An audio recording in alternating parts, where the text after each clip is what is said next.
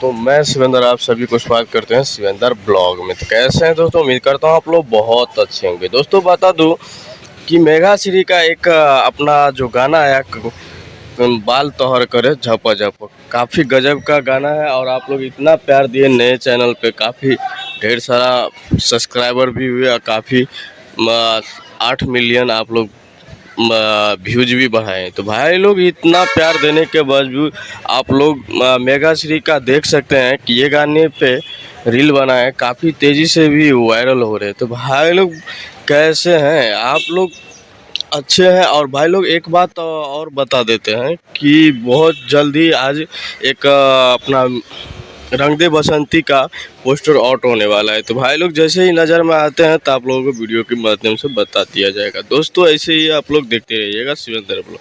तो भाई लोग शिवेंद्र ब्लॉग को सब्सक्राइब नहीं किए हैं तो सब्सक्राइब कर लीजिएगा। चलते हैं, अगले वीडियो में मिलेंगे।